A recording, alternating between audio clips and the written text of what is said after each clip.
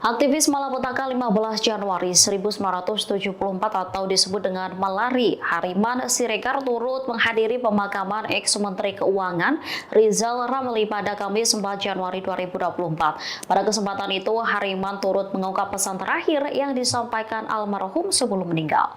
Dikutip dari tribunnews.com, Hariman Siregar mewakili pihak kerabat memberikan kesaksiannya terhadap mendiang Rizal Ramli.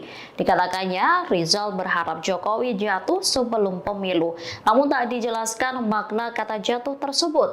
Menurut Hariman, dirinya harus menyampaikan apa yang disampaikan sahabatnya itu di penghujung hidupnya.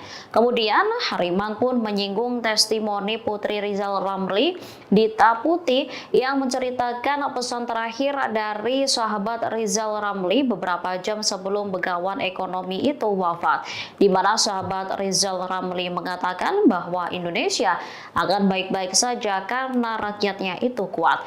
Sebelumnya, tim komunikasi keluarga Rizal Ramli, Yosef Sampurna, juga mengungkap wasiat Rizal sebelum meninggal. Dikatakannya, almarhum tak ingin dimakamkan secara kenegaraan.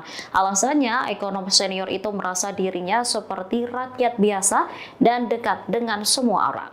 Download Tribun X sekarang, menghadirkan lokal menjadi Indonesia.